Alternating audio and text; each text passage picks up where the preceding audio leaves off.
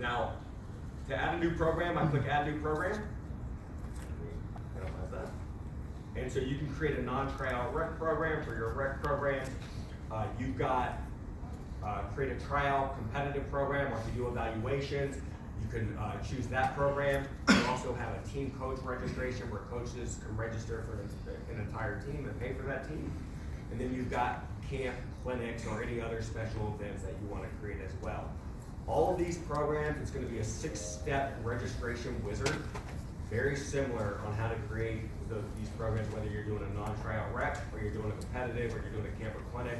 It's going to be the 6-step registration wizard. So I'm going to walk you through the competitive side, being that we've been servicing soccer clubs for about 18 or so years, since 2002, from this sport product. Registration from a competitive side is something I think we have a really good hold of. I will go over the difference when I do go into the competitive, between what the competitive is and what the rec is from an admin setup, but it's very similar. So let me go in, and I created one for us. I called it 2020 Competitive Soccer Test. And step one is crucial. Step one is tying this program to the state level. So the state level being the affinity.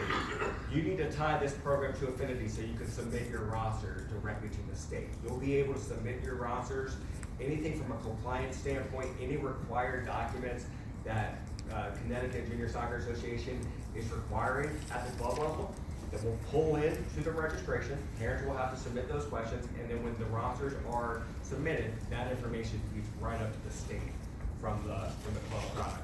But this step one is important because you're tying it into the state. So we didn't have the Connecticut set up for you right now, so I've chosen, since I'm from Atlanta, I've chosen the Atlanta, Georgia version, but this is what you're gonna be doing. You're gonna be choosing your activity type, which is your sport, which is soccer, your national affiliation, USU Soccer. It's gonna pull up your state, which will be Connecticut, but right now I've got it set up as Georgia. And then your organization name will be in a drop-down, your club name will be in a drop-down, season, play level, everything that you need to do to tie into the state. There will be the drop-downs here, so you will just find the appropriate drop-down for your club and tie it in to step one. And this is tying that data directly to the state. So this program is being tied into the state, which you'll see when I go into step two. It's gonna allow me to set up program level questions. But notice here it says, because I've tied this into Georgia, this is a Georgia soccer registration integration. So it will do the same thing for Connecticut. It will alert the admin that, notice that this program here is going to be tied directly to the state and be in compliance with the state.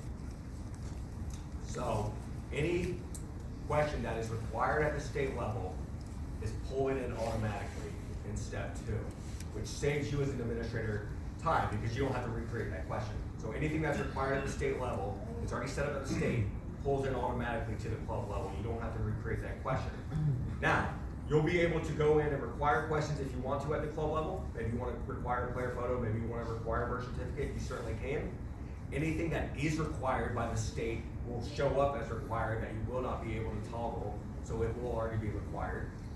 And then maybe there are certain questions that you like to ask at the club level that is not a state question.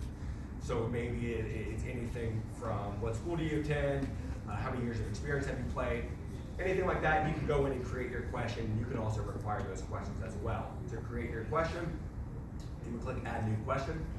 Now we've been doing this for over 18 years. There is a question bank. We see similar clubs like to ask sometimes the same questions. So you can come to the question bank and see if there's a question you want to add, and you can just add it. Or if you don't see the question you're looking for, you can create your own question.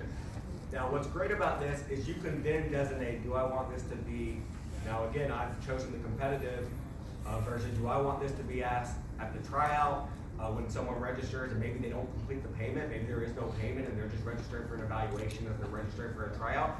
Maybe I want that question there. Or maybe I want that question actually at the acceptance. So if someone does make a team, I want to ask more in-depth questions potentially.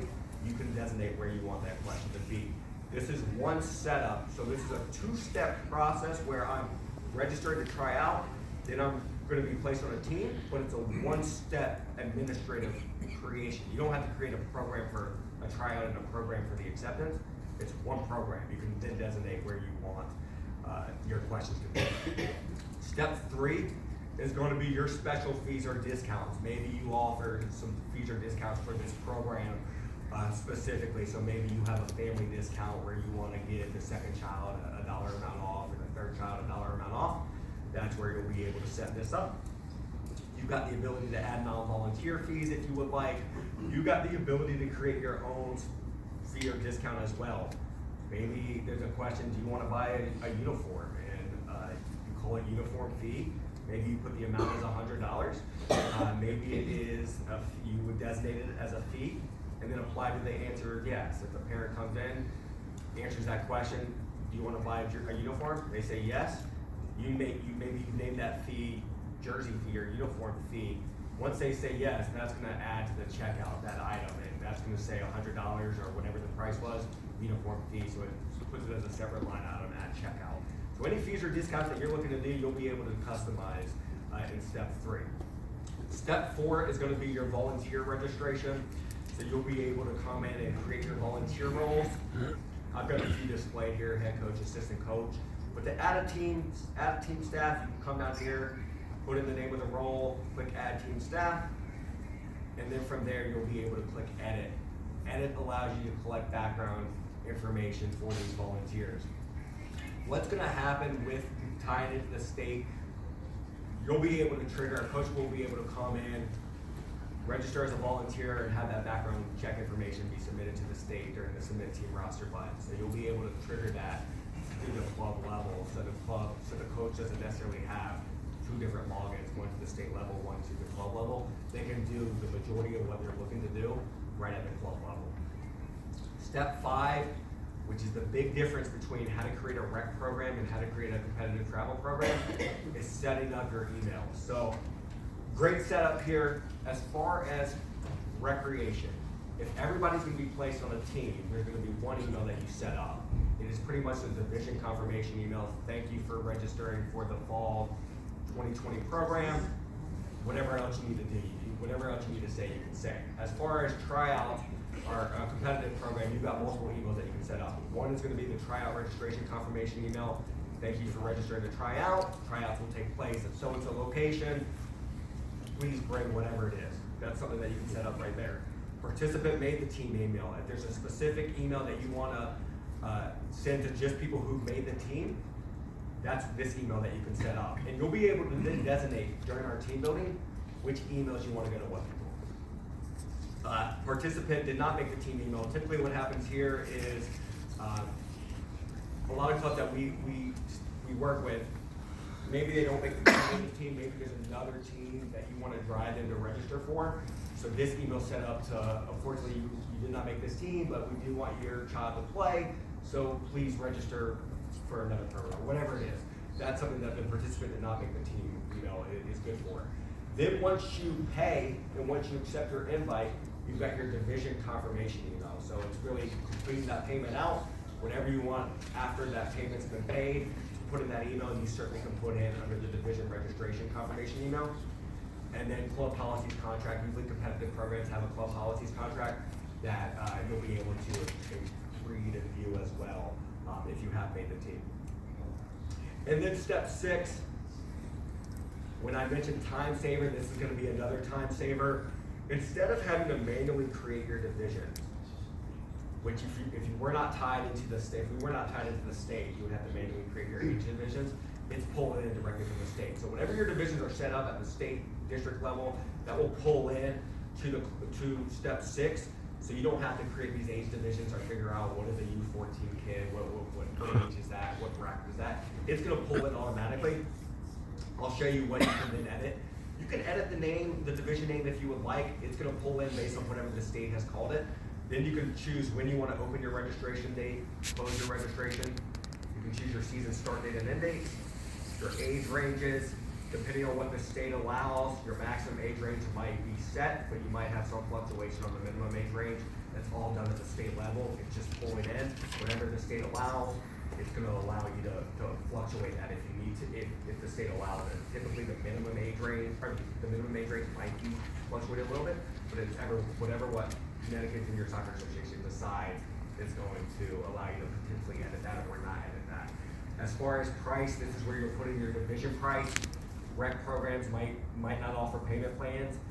They might just have a fee maybe of $100 and parents go in and pay that. As far as competitive, there might be times where you might want to offer payment plans, and so you'll be able to offer payment plans through each division. So from here, and I know this is a little bit different from what you might have experienced with the legacy Stack product, but from here, if I want to go in and create a payment plan just for this 14U, I can come in here, click Advanced, and I can set, in this advanced section, I can set payment plans, I can set wait lists, maximum number of participants, any special fees or discounts that I have just for 14U. Maybe I want to offer this entire competitive program some special fees or discounts, or maybe I just want to say, you know what, 14U is special. I want to offer this specific division special fees or discounts. I can do that by division as well. And then from here, I can configure a payment plan.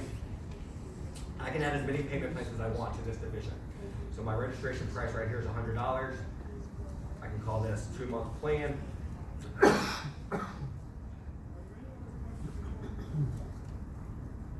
2 months. I can say when I want the parent to be charged. Maybe I want them to be charged on February 19th for $50, and maybe March 19th of $50. But you know what? Maybe I want to offer 4 installments of 25. I can do that as well. I can do a 4-month plan and create a new plan right here and do a 4-month plan. So you can then say, okay, I'm going to give the parent the option to choose based on what I've set up as an administrator. I've got 4 different options, or I've got 2 different options as a payment plan. The parent will be able to either pay in full, or maybe they will see plan 1, plan 2, and they can be able to enroll in those plans. Now, as far as enrolling in those plans, it will enter their credit card information. It will automatically bill them. Is that going to be your question? I saw you. Yeah, I figured. And I have a second to that. Can you do that individually? As far as? You have a specific situation where a parent needs a payment plan versus the rest of the team to pay up front. So they'll be entered into a payment plan. If they need to pay earlier, if you need to alter that payment plan, you can do that as an administrator, but they're going to only sign up. They'll be able to sign up specifically for whatever divisions you've got, whatever payment plan you have by the division. You can't necessarily hide that payment plan for just that person, but if you need to alter that as an administrator, you can certainly do that. Okay. So someone come with a special. Correct. So yeah, you'll be able to, and I think this is a little bit different from Stack, where they don't offer as many payment plan options as the legacy version as this version, but you'll be able to set up as many payment plans as you would like. Now, we'll click save here. Go back.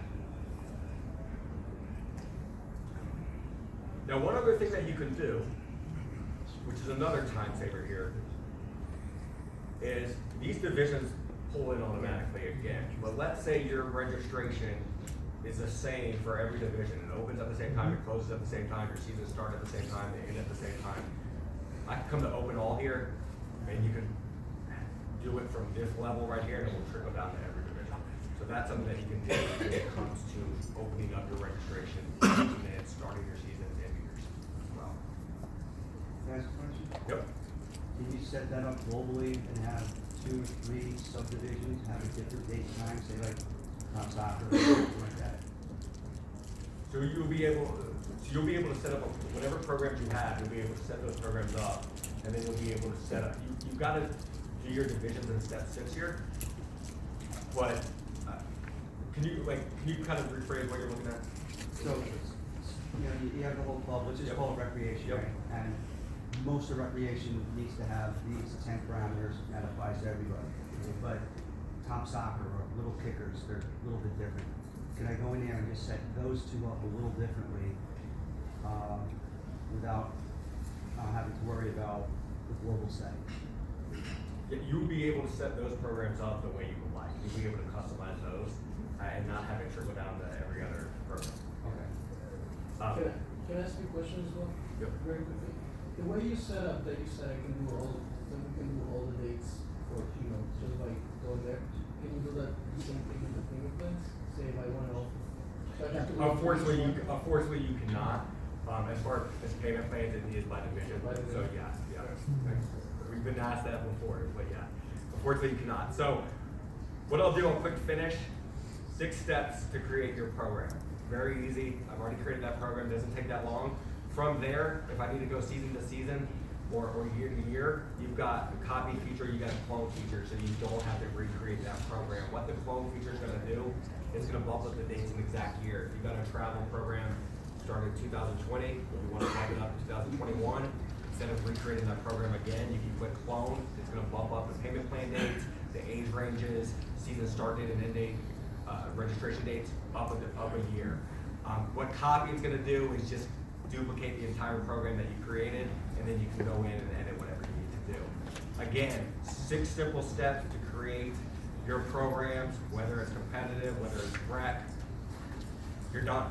You've set up your program. Now parents can go in and register. So, one other thing I want to mention before I take questions on the admin side, I am going to walk through the parent side. As far as getting your funds, so once parents come in, they pay, you want the funds, you'll be able to set up in the payment settings your banking information, put in your bank. Right now, it is a weekly disbursement. 6 p.m. Eastern time right now is when the billing period ends on Friday. You deposit those funds, should hit your bank Monday or Tuesday. Any fees associated with credit card processing fees are automatically deducted from that direct deposit, so it's not something you have to cut us a check or anything, we just deduct that automatically. There is an invoice report that you will receive that tells you exactly how many fees have been deducted from that weekly direct deposit. So you'll be able, your treasurer will be able to track and do full reconciliation on how much money's coming in. I've got billing reports that show me specifically by program, or if I even want to break it down to by age range, how much money is my U14 bringing in. I've got reports that dig in deeper to that as well. So that's the admin side of it. Again, fairly easy. I'll open it up for any questions on the admin side, and then I'll take you to the parent side. Okay, so this is a little in advance from the setups, but when a player comes in and registers, and they can choose by either paying immediately by credit card or sending in a check. Is that player in the system considered registered when they pay or when they're done with the process? They're considered registered for that specific division when they complete the registration, whether they pay by check or whether they pay by credit card. But it's the status, it shows you their status for each player. It says whether they're pending, whether you need to complete the payment, or whether they're fully paid. It will tell you whether they're fully paid or not.